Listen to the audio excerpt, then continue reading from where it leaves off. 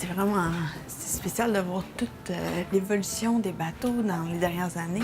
Oui, Ah, puis c'est vrai. on voit les sports nautiques, là. Oui, ça a tellement évolué là, depuis les années Cynthia. 2000. Là, c'est phénoménal. Je vais préparer ma caméra puis on va être prêt à diffuser. Ah, parfait. Parfait. On sauve une zone? Yes. Cool.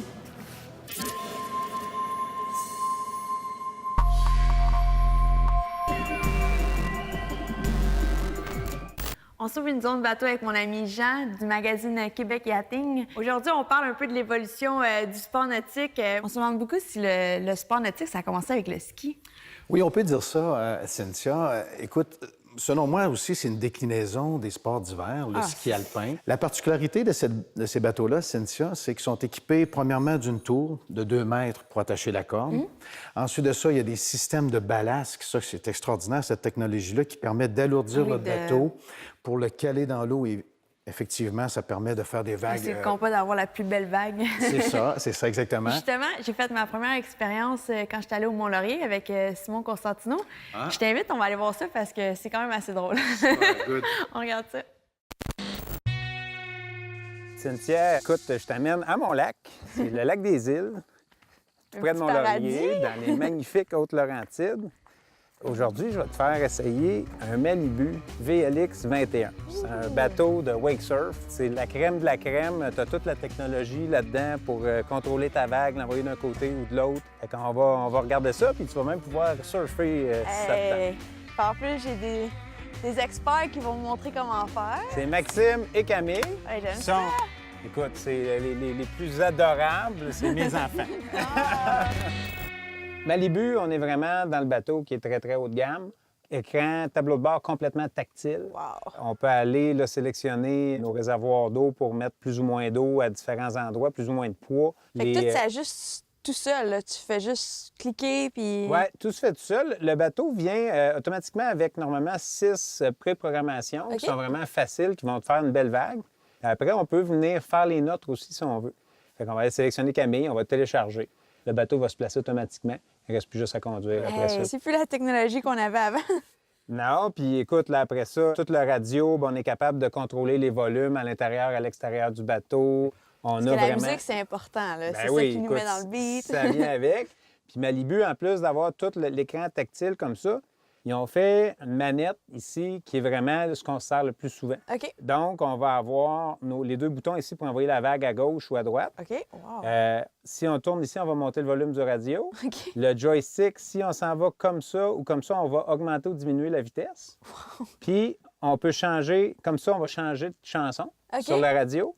Puis ici, on a ce qui est le Power Wedge, qui est une exclusivité de Malibu qui est brevetée.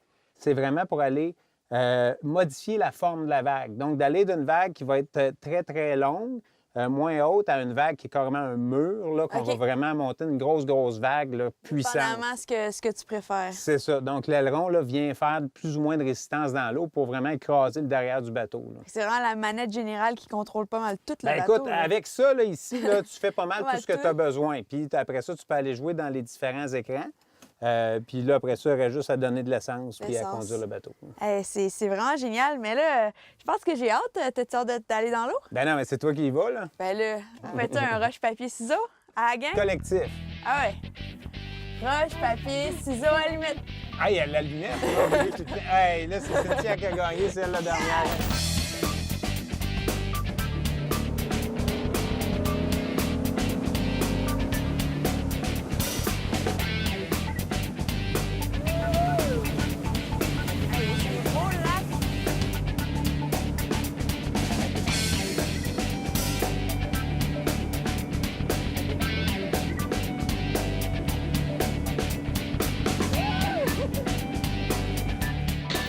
On va se préparer pour faire du surf. Okay. Donc, on va aller chercher la programmation pour le surf.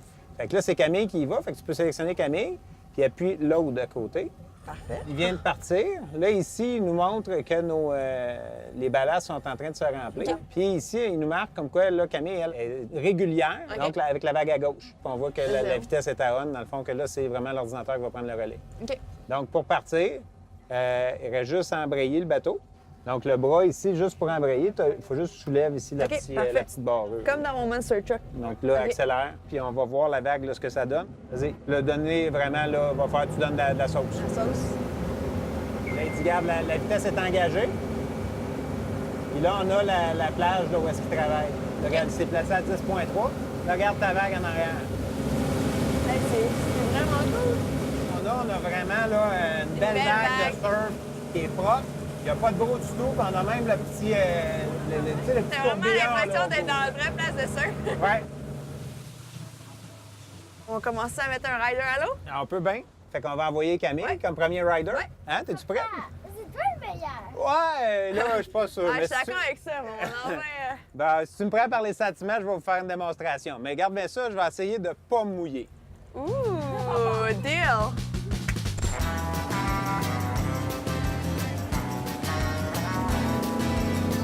Attends! Wouh! Hey, il est bon ton papa! On voit que c'est pas la première fois. Mais c'est vraiment le fun, le bateau, il se conduit super bien, puis ça se fait pratiquement automatique, c'est rien à faire. La vague, elle reste belle, puis on profite du paysage.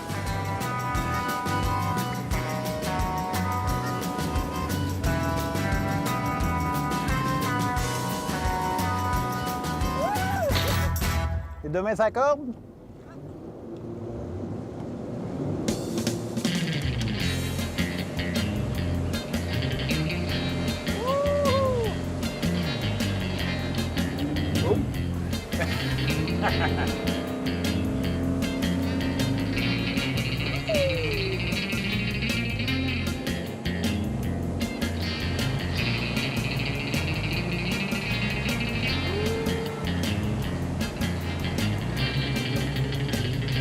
Écoute, elle est super bonne. Deuxième coup, elle l'a levé. Là, tu vois, elle a vraiment un bon lousse dans la corde. Prochaine étape, on lance la corde dans le bateau. Ça y est.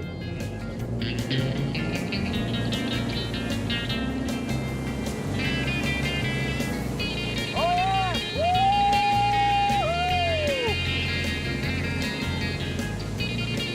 Mission accompli. Super, Cynthia.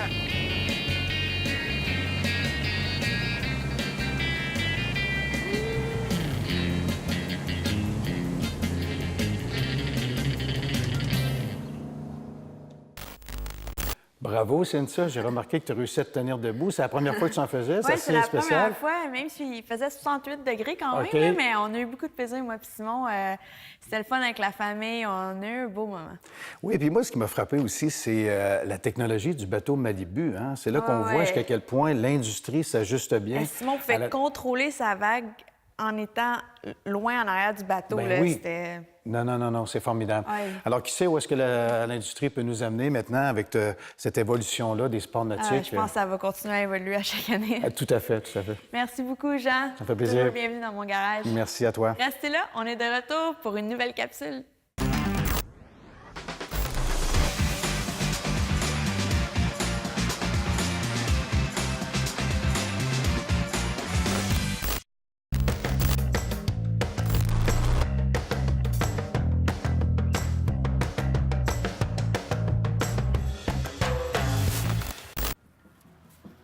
Hey, salut Fred, ça va? Ça va? En forme? Oui, ça va. Hey, salut Hey, Dominique, Cynthia, ça va? J'espère que je suis pas en retard. Ben non, t'es jamais c'est en bon. retard chez nous, là, franchement. Content de te voir. Puis là, on parle de quoi aujourd'hui? Bien, on a fait un petit vidéo avec OK. un de nos clients. J'aimerais ça C'est que tu le qui? devines. Il fait de la radio. Premier indice. Pas une super bonne indice, là. Deuxième chance, je te donne un deuxième indice. C'est une vraie encyclopédie. Ah, pas lude! Exactement. Ah, yes! Cool, viens-t'en, on Oui. va en parler. Good.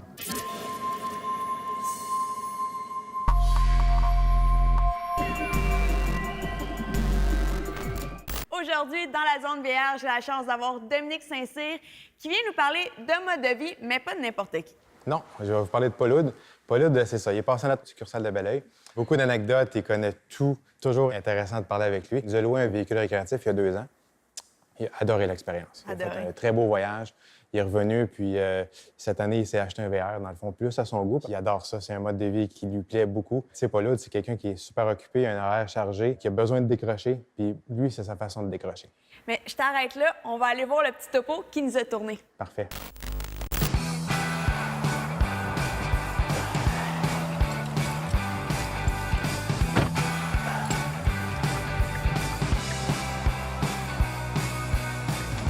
L'aventure dans le voyage, pour moi, commence à se préparer durant l'hiver.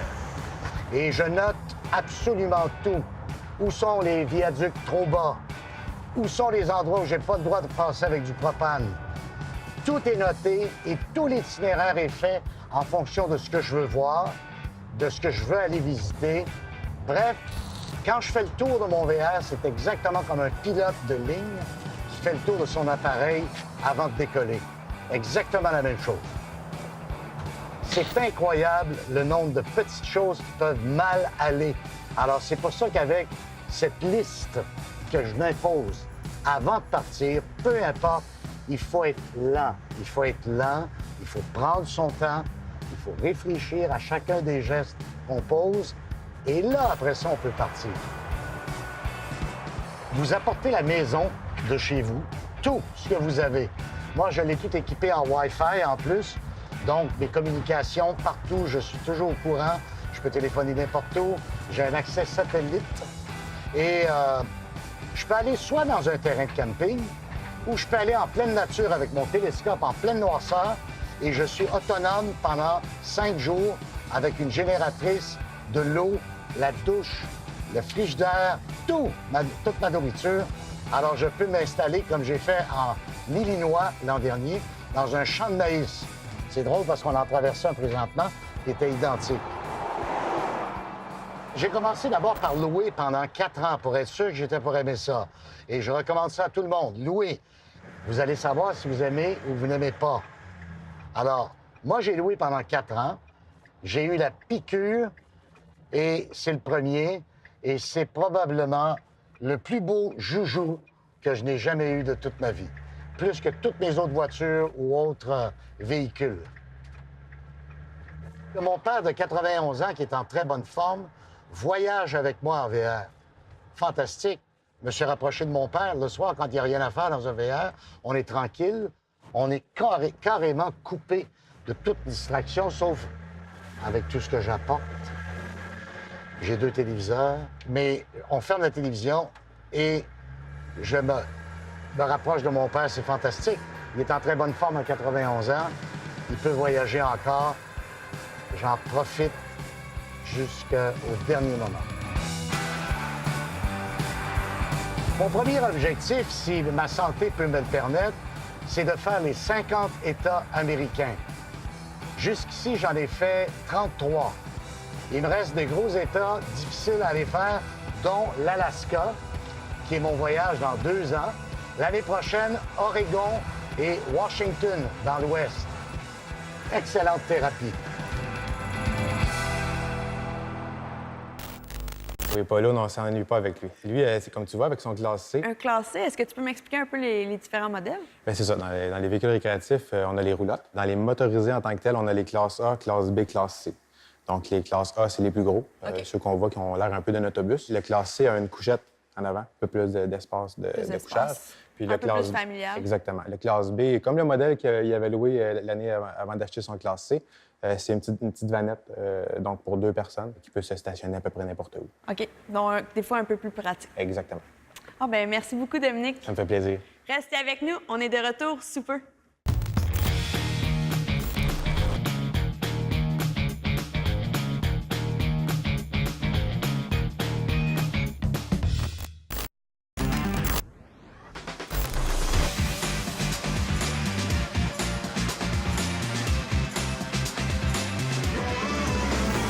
En tout cas, Cynthia, il faut que je te le dise, là, moi, j'adore Zone VL. J'aime ça te suivre. Tu nous fais vivre des péripéties. L'autre fois, en motoneige, en quad, on en voit vraiment de toutes les couleurs. Là.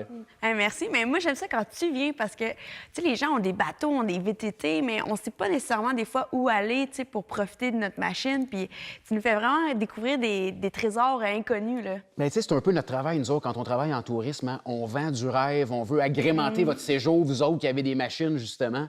Fait que notre but, c'est de prolonger votre séjour, de découvrir des endroits cachés. Puis un trésor caché, je vais t'en faire découvrir un, là. C'est Sorel-Tracy, les îles de Sorel, endroit magnifique. Parfait. On sauve une zone? Ah ouais donc? Cool. Dans la zone bateau aujourd'hui, j'ai la chance d'avoir François Trépanier de Tourisme Montérégie. C'est le fun de t'avoir parce qu'aujourd'hui, on parle d'une belle région. Oui, c'est le coin de Sorel-Tracy, endroit magnifique, 103 îles, les îles de Sorel. Écoute, pour les maniaques, les amants de nature, de plein air, là, en Montérégie, c'est le secteur vraiment à découvrir. Puis j'ai entendu dire que les noms sont assez drôles. Là, de... Oui, bien écoute, l'île Fantôme, ou, tu sais, il y a... L'île Citron, je pense. Oui, c'est ça, il y en a vraiment pour tous les goûts. Mais moi, ce que j'aime dans ce coin-là aussi, c'est que tu peux aller te promener dans les îles. Il y a des croisières qui sont disponibles dans ce coin-là avec le pilote du bateau qui va vous accompagner. OK. Je pense que c'est quasiment un historien. Il va vous parler de toute l'histoire de ce coin-là. Puis vous allez ressortir de là, votre tête va être remplie de souvenirs du passé et des images de la nature. Mais tu m'as apporté des belles images, puis je pense que ça va donner le goût aux gens. On va aller voir ça.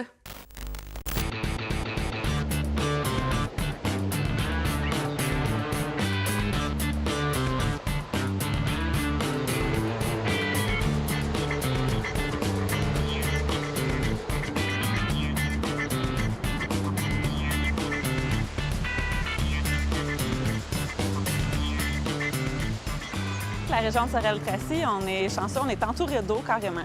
Donc, on est situé au confluent de la rivière Richelieu et du fleuve Saint-Laurent. Juste à côté, il y a les 103 îles. Donc, c'est vraiment l'incontournable de la région à visiter absolument. Chacune d'elles ont des noms un peu particuliers, que ce soit par leur forme ou à cause de leur légende. Donc, c'est l'île aux fantômes, l'île aux citrons, l'île aux raisins. Aussi, on est juste à côté du lac Saint-Pierre, qui fait partie de la réserve mondiale du lac Saint-Pierre, qui est reconnu par l'UNESCO depuis l'an 2000. Dans la région, on est la plus grande héronnière connue en Amérique du Nord. Normalement, une colonie compte à peu près 100 grands hérons par saison, mais puisqu'ici, il y a beaucoup d'inondations puis que ça nettoie les territoires, il y a plus de 5000 hérons qui viennent nous visiter chaque année.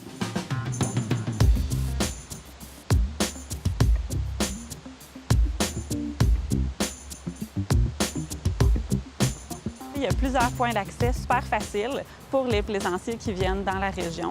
À commencer à Sainte-Anne-de-Sorel, au restaurant chez Marc Beauchemin, un très grand quai de 100 pieds gratuit qui permet justement aux gens d'aller déguster la bonne giblotte, qui est un mets typique de la région. À 2 pas de là, c'est la Maison du Marais, un sentier pédestre d'à peu près 1,5 km qui donne une vue à partir d'une tour de 10 mètres sur le plus grand marais aménagé en Amérique du Nord. Donc, ça vaut le détour. Un autre point d'accès pour les plaisanciers, à la marina de Sorel, évidemment, qui compte 2 bassins. Donc, premièrement, le bassin du parc nautique Sorel-Tracy. Il y a le Belvédère, qui est un restaurant en plein cœur de la marina, donc superbe vue sur le Saint-Laurent. Et juste à côté, l'Hôtel de la Rive avec sa piscine et son restaurant aussi. Le deuxième bassin qui est ici, le parc nautique Regard sur le fleuve, donc comme son nom le dit, qui se trouve en plein cœur du parc Regard sur le fleuve. Un parc linéaire tout le long du fleuve Saint-Laurent qui permet de se promener sur 1,5 km. Donc, ça vaut la peine de venir faire un pique-nique ou encore d'aller visiter le biophare à partir d'ici. C'est vraiment juste à côté, qui est un musée d'interprétation des îles du lac Saint-Pierre. Un autre point d'accès pour les plaisanciers, le camping Marina Parc Belle-Rive, donc à Saint-Ours. Plusieurs quais visiteurs, restaurants, jeux d'eau pour les enfants, puis vraiment une grande programmation d'activités pour les gens qui sont intéressés.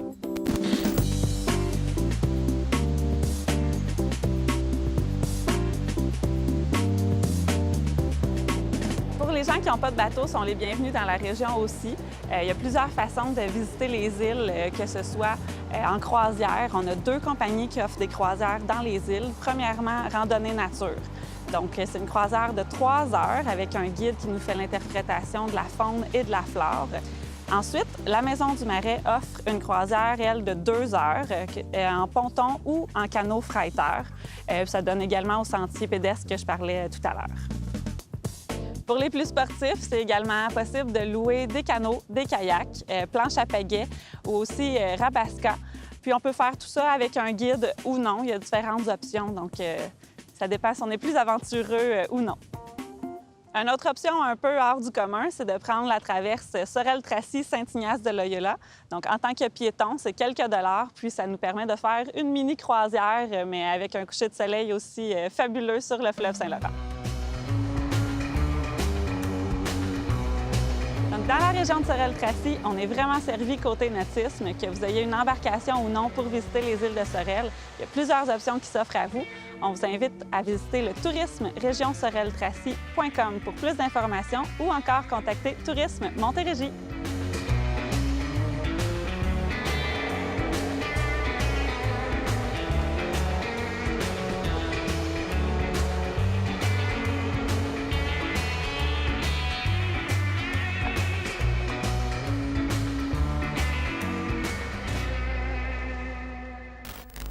Hey, c'est vraiment impressionnant. Ils ont vraiment dit 103 îles. 103 îles, écoute, c'est de toute beauté, c'est impressionnant. Mais tu sais, comme tu sais, moi, je suis une fille à moteur, mais je suis une fille assez sportive, là, puis je trouve ça le fun. On peut aller faire du kayak, du canot, puis même de la planche... À pagaie, oui, t'as de la planche à pagaie, puis ça m'a fait penser à toi. On voyait les gens faire aussi du yoga sur des c'est planches. fun. Je pense que ça viendrait te chercher, Oui, c'est ça. bon avec l'équilibre. Ouais. Puis en même temps, les gens ils peuvent s'informer pour un voyage ou quelque chose comme ça sur le site. Oui, sur le site de Tourisme Montérégie, vous avez vraiment toutes les informations par rapport aux îles de Sorel, le grand secteur de Sorel-Tracy. Puis oui, c'est beau, on parle des îles, mais il y a vraiment beaucoup plus à faire dans ce coin-là aussi. En conclusion, j'ai appris qu'il n'y a pas juste la giblotte à Sorel. Oh non, loin de là. Mais merci encore une fois, François. C'est tout pour aujourd'hui à Zone VL, mais on est de retour la semaine prochaine avec encore plus de découvertes. C'est un rendez-vous. Bye!